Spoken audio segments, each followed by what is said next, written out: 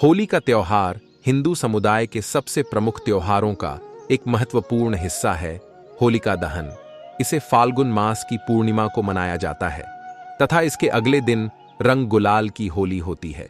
जिस दिन होलिका दहन किया जाता है उस दिन सुबह के समय लोग होलिका दहन के पास जाकर पूजा करते हैं और रात में धूमधाम से होली का दहन किया जाता है, जो धार्मिक मान्यताओं पर आधारित होती है। मित्रों, हम आपको होलिका दहन की एक अत्यंत महत्वपूर्ण कहानी सुनाएंगे। मित्रों, एक बार माता लक्ष्मी और भगवान विष्णु धाम वैकुंठ लोक में विराजमान थे। तब माता लक्ष्मी भगवान विष्णु से कहती हैं, हे नाथ, यहाँ होली का त्योहार क्यों मनाया जाता है और इस होली के त्योहार में किसकी पूजा की जाती है, कृपया मुझे बताइए। तब भगवान विष्णु मुस्कुराकर कहते हैं, हे देवी लक्ष्मी, आपने आज यह प्रश्न पूछकर समस्त मानव जगत का कल्याण किया है। चलो मैं तुमको होलिका दहन की एक कथा सुनाता हूं। तब माता लक्ष्मी कहने लगी, हे नाथ, कृपा करके हमें वह कथा सुनाइए। तब भगवान विष्णु कथा को सुनाने लगते हैं और कहते हैं कि इस कथा को ध्यान से सुनना और इस वीडियो को पूरा अंत तक देखना। आधा अधूरा ज्ञान सभी के लिए हानिकारक होता है। तब माता लक्ष्मी कहती हैं, हे नाथ, मैं आपकी इस कथा को पूरा सुनूंगी, कृपा करके आप बताइए। तब भगवान विष्णु कहते हैं, हे देवी लक्ष्मी, एक बार की बात है, किसी गुरुकुल में एक शिष्य रहता था। उसके सामने जब भी कोई घटना होती तो वह भागकर अपने गुरु के पास जाता था और उनसे पूछता था कि गुरुजी, आज मेरे सामने एक घटना हुई है, इस घटना का कारण क्या है। वह गुरुजी उस शिष्य को फिर उस घटना का पूरा ज्ञान कराते हैं। ऐसे ही जब होली का त्योहार आया तब उस शिष्य ने देखा कि सभी बच्चे होली खेल रहे हैं। तब उसके मन में एक सवाल आया, क्या होली क्यों मनाई जाती है। फिर वह दौड़ते दौड़ते अपने गुरु के पास पहुंचा और उसने गुरु से कहा, गुरुजी, यह होली क्यों मनाई जाती है। तब गुरुदेव उस शिष्य को होली की एक पावन कथा सुनाते हैं। भगवान विष्णु आगे कहते हैं, हे देवी लक्ष्मी, यह कथा मेरे और मेरे प्रिय भक्त प्रहलाद की है। तब वह गुरुदेव अपने शिष्य से कहने लगते हैं, बहुत पुराने समय की बात है, महर्षि कश्यप की पत्नी दक्ष पुत्री के गर्भ से 2 महान पराक्रमी बालकों का जन्म हुआ। इनमें से बड़े बालक का नाम हिरण्यकश्यप था और छोटे बालक का नाम हिरण्याक्ष था। दोनों ही बालक महाबली, महापराक्रमी और आत्मबल संपन्न थे। दोनों बालकों में अत्यंत शक्तिबल प्रदर्शन था। दोनों भाइयों ने एक साथ मिलकर युद्ध में देवताओं के साथ युद्ध किया और देवताओं को पराजित करके स्वर्ग पर अधिकार कर लिया। एक समय बाद जब हिरण्याक्ष ने पृथ्वी को ले जाकर के पाताल छिपा दिया, रश्मि की रक्षा करने के लिए, तब भगवान विष्णु ने वराह अवतार लेकर पृथ्वी की रक्षा की और हिरण्याक्ष का वध कर दिया। जब यह बात उसके दूसरे भाई को पता चली तो अपने प्रिय भाई हिरण्याक्ष के वध को लेकर बहुत ज्यादा दुखी हो गया। दुखी होकर हिरण्यकश्यप महिंद्राचल पर्वत पर चला गया, क्योंकि वह भगवान विष्णु से अपने भाई के वध का बदला लेना चाहता था। उसने महिंद्राचल पर्वत पर भगवान ब्रह्मा की पूजा करना शुरू की। जब देवताओं को पता चला कि हिरण्यकश्यप भगवान ब्रह्मा की आराधना कर रहा है तो मौका पाकर उन्होंने इंद्र आदि देवताओं के साथ हिरण्यकश्यप के राज्य पर आक्रमण कर दिया और जो कुछ भी अभी तक हिरण्यकश्यप और उसके भाई हिरण्याक्ष ने अभी तक युद्ध में जो कुछ भी जीता था उसे हड़प लिया और वहां की प्रजा को, साथ ही हिरण्यकश्यप को राज्य विहीन कर दिया। हिरण्यकश्यप के जितने भी दैत्य गण थे वह सभी परास्त हुए और पाताल लोक में जाकर छुप गए हैं। केवल हिरण्यकश्यप की पत्नी को ही देवताओं ने कैदी बना लिया। देवताओं के राजा इंद्र ने देवताओं को आदेश दिया कि हिरण्यकश्यप की पत्नी यदु को बंदी बना लो। हिरण्यकश्यप के महल में प्रवेश करके उसकी पत्नी यदु को बंदी बनाने के लिए जब देवताओं के दूत आए तो यदु उनसे कहने लगी कि मुझे छोड़ दीजिए देवराज इंद्र, मैं गर्भवती हूं। तब देवराज इंद्र ने कहा कि है देवी, हम तुझे नहीं छोड़ सकते, क्योंकि तेरी आने वाली संतान हम सभी देवताओं के लिए हानिकारक है। जब देवराज इंद्र आकाश लोक से होते हुए यदु को ले जा रहे थे तब रास्ते में देवर्षि नारद जी देवराज इंद्र के सामने प्रकट हुए और कहने लगे, हे देवराज इंद्र, तुम यदु को कहां ले जा रहे हो। तब इंद्रदेव ने जवाब दिया, है देवर्षि नारद जी, इस औरत के गर्भ में हिरण्यकश्यप का अंश है। अगर वह जीवित रहा तो एक दैत्य और जन्म लेगा और ऐसा मैं नहीं होने देना चाहता। मैं इसे कदापि नहीं छोड़ूंगा। तब देवासी नारद जी बोले, नहीं देवराज, इंद्र की यदु के गर्भ में पल रहा शिशु आगे चलकर भगवान विष्णु का परम भक्त बनेगा।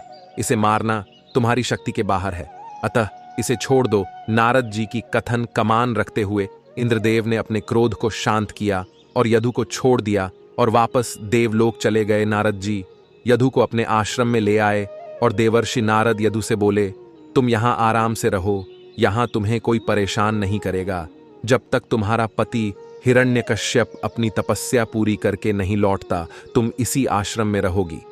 तब यदु ने कहा, हे देवर्षि नारद जी, आपने मेरी और मेरी होने वाली संतान की रक्षा की, मैं सदैव आपकी सदैव आभारी रहूंगी।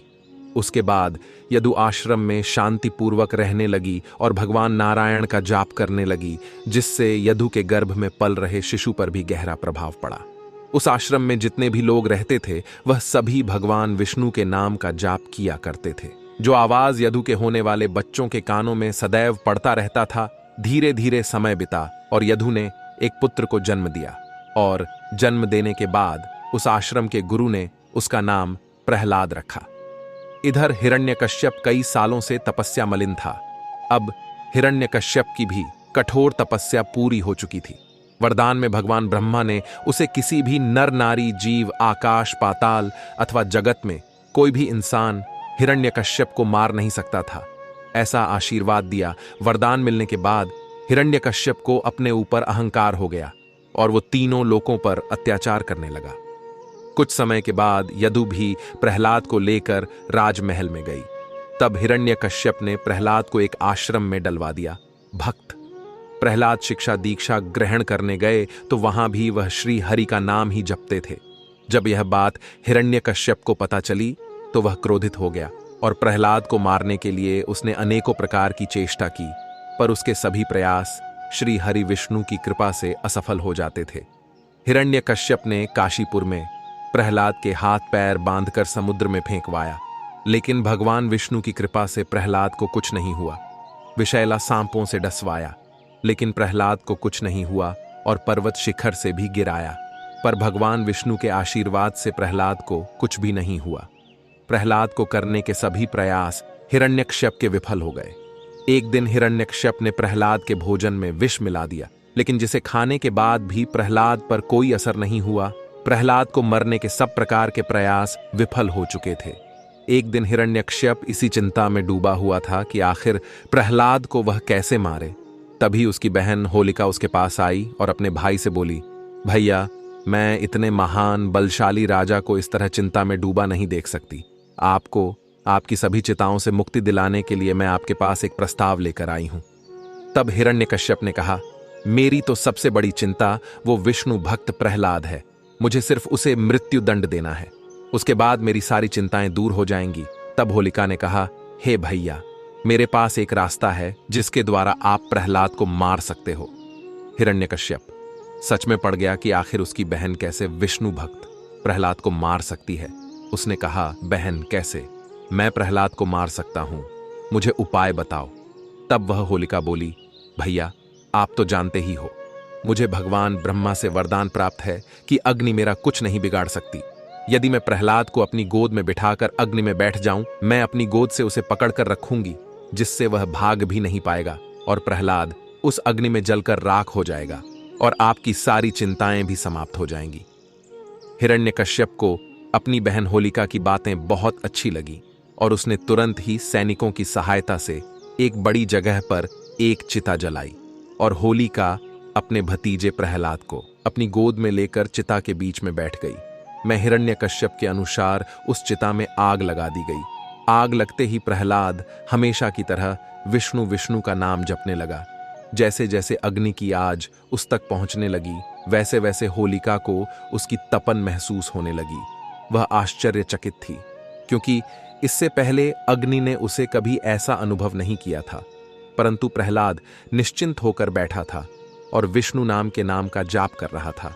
होलिका को यह देखकर बहुत क्रोध आया और वो चीख चीख कर भगवान ब्रह्मा के लिए वरदान को झूठा बताने लगी और कहने लगी, मेरे साथ छल हुआ है, ब्रह्मदेव का वरदान झूठा है, मुझे बचाओ, कोई हमें बचाओ। होलिका की बातों को सुनकर भगवान की आकाशवाणी हुई। उस आकाशवाणी में बोला गया, तुम भूल रही हो, ये वरदान देते समय मैंने तुमसे कहा गया था कि ये तभी प्रभावी होगा जब तुम इसे स्वयं की रक्षा करने या दूसरों की भलाई के लिए उपयोग करोगी, पर तुम्हारे हाथों से इस वरदान का दुरुपयोग हुआ है।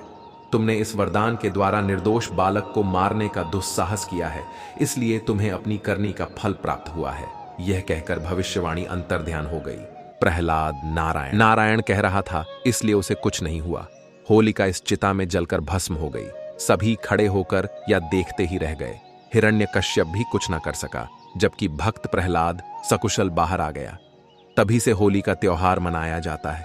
अब गुरुदेव ने कहा है, शिष्य, तुम्हें इस कथा के बारे में सब कुछ पता चल चुका होगा। हाँ गुरुजी, मुझे इस कथा के बारे में सब कुछ मालूम पड़ गया है कि होली क्यों मनाई जाती है। भगवान विष्णु आगे कहते हैं, हे लक्ष्मी, अब आपको यह तो पता चल गया होगा कि होली का त्योहार क्यों मनाया जाता है। तब माता लक्ष्मी कहते हैं, हे नाथ, मुझे अब होली का त्योहार क्यों मनाया जाता है यह पता चल चुका है। कृपा करके आप मुझे होली की पूजा विधि बताइए।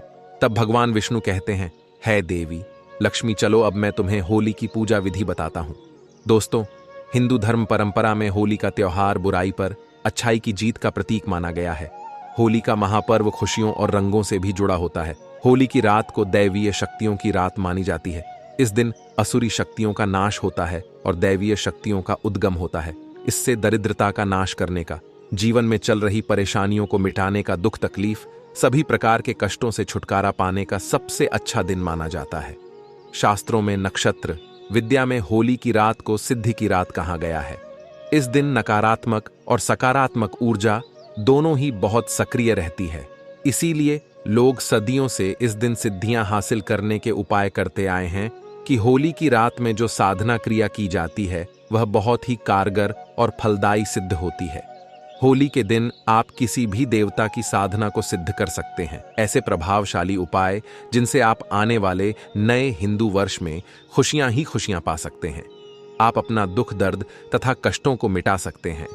लेकिन क्या आप जानते हैं, लेकिन कुछ चीज ऐसी भी होती है जिनको होली में नहीं डालना चाहिए, नहीं तो इससे उल्टा आप बर्बाद हो सकते हैं। भगवान विष्णु आगे कहते हैं, होलिका दहन पर होली की अग्नि में टूटा हुआ गन्ना नहीं अर्पित करना चाहिए, ना ही खराब गन्ना अर्पित करना चाहिए। इससे उल्टा आप पर होली का श्राप लग सकता है। टूटा हुआ गन्ना पूजा पाठ में इस्तेमाल नहीं किया जाता। शास्त्रों में माना जाता है कि जब होली का दहन होता है तब होली की अग्नि में पवित्र चीजों को ही डालना चाहिए। पूजा पाठ में अधूरी चीजें इस्तेमाल नहीं की जाती। अधूरी चीजें इस्तेमाल करने से ही अधूरा ही फल प्राप्त होगा। होली की पवित्र अग्नि में पानी वाला नारियल नहीं चढ़ाना चाहिए, इससे आप पाप के भागीदार बन सकते हैं। हमेशा सूखा नारियल होली की अग्नि में डालना चाहिए। होली माता को घर का भोग अति प्रिय है। अगर आपने अपने घर में जो भी बनाया है वह होली माता को अवश्य अर्पित करें। लेकिन याद रहे, गुजिया चढ़ाते समय देख ले कि गुजिया की संख्या 3 नहीं होनी चाहिए। या तो 2 चढ़ा दें या फिर 5 या 11 और 21 चढ़ा सकते हैं, लेकिन गुजिया की संख्या 3 नहीं होनी चाहिए। होलिका दहन में आप मिठाई का भोग लगा सकते हैं और जल अवश्य अर्पित करें। होलिका दहन में गाय माता के गोबर से बने उपले अवश्य चढ़ाना चाहिए। दोस्तों, भगवान विष्णु आगे कहते हैं, होली की अग्नि में आप हरा चना, गेहूं की बालियां, कोई भी नई फसल अवश्य अर्पित करें। इससे आपके घर में अन्न धन की कमी कभी भी नहीं होगी।